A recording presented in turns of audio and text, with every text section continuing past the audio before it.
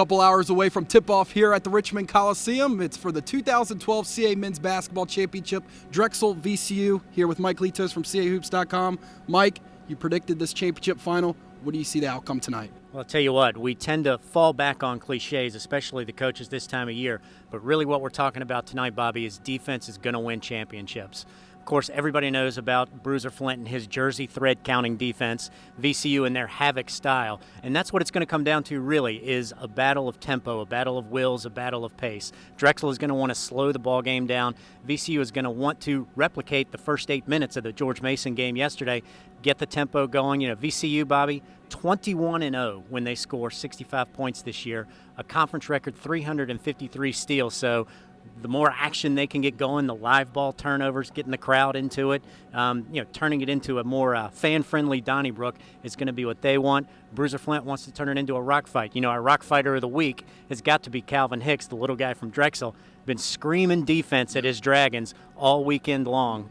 Certainly, they're going to want that to play out, slow the game down. You know, the closer the game gets to 60, the more it's going to favor VCU. The closer it stays in the 50s, you got to like the Drexel Dragons. Well, let's break down the keys to tonight's game. Let's first begin with VCU that jumped out to that huge lead and played remarkable in the beginning of the game against George Mason. They were able to wreak havoc like they've been doing all year long, but then struggled in the half-court set. What are they going to have to do better tonight against Drexel, who's going to try to slow the game down? Well, I'll tell you, that's exactly what they're going to have to do, Bobby, and that's get better in the half-court sets. One thing that's a little bit of a mitigating factor for them, and Shaka Smart admitted it in the post-game press conference, they're not very good at the prevent defense. They got that big lead, and they slowed it down, and they had a hard time balancing managing the clock but remaining aggressive. It's one of those things where I think you're going to see VCU, if they get an 8, 9, 10-point lead, get more aggressive, actually. Maybe take some shots early in the shot clock the fans are going to look at and scratch their heads. But really, it's kind of something Shaka Smart wants, because he'd rather them continue to be aggressive, take a bad shot or two, than lay back and end up being in the situation they were in yesterday with Mason. Now, for the Dragons, how do they avoid getting in a hole like Mason did yesterday? How are they going to be able to counteract that havoc? Well, this is where I think Daryl McCoy becomes very important. He's such a great player for them, not just for his brick wall size up there at 280 pounds, screening a lot in their offensive sets. But I think what you may see tonight from Bruiser Flint, Bobby, is McCoy coming back to half court to help out in the press. He's got such strong hands and he's so big. He can receive the ball at half court to help them mitigate that pressure. He's a big target, won't give the ball up, can then give Massanet, Damian Lee, and the other guards a chance to get the ball into the front court and get into their offensive sets.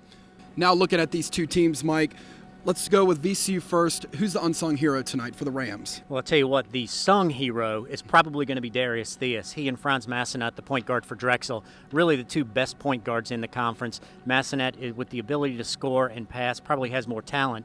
Darius Theus is a much better floor general, probably the best general in the conference. Theus will probably look to find somebody like Rob Brandenburg. You know, it might come down to a late three. Brandenburg can drive to the hoop, made a couple layups when VCU spreads their opponents out in their half-court sets, but Brandenburg can knock down the three. So it's one of those. Darius Theus will be the guy that finds the guy. Now, how about for the Drexel Dragons?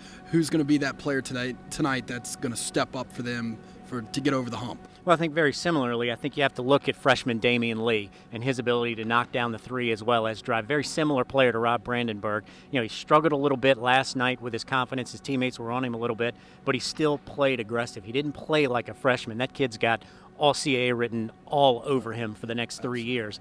The lights aren't going to be too big for him right now, so I really think that late in the game you might see it come down to a three-pointer between either Damian Lee or Rob Brandenburg. And I tell you what, the three-point line is going to be key as well. Drexel has defended the three better than anybody in the conference, 28% on the year. VCU has shot the three better than anyone in conference. They make 7.5 per game. So I think one of the keys, everybody's talking about the big bodies inside, the McCoys, the Givenses, the Reddicks, and Haleys. But I think it may come down to a game on the arc when somebody knocking down a big three late that makes a 3-point lead a 6-point lead or a 5-point lead a 2-point lead, so that you then get really tight coming down the stretch. Well, it should be an exciting one here tonight between the Dragons and the Rams here at the Richmond Coliseum, a sold-out Richmond Coliseum here tonight for the 2012 CAA Men's Basketball Championship.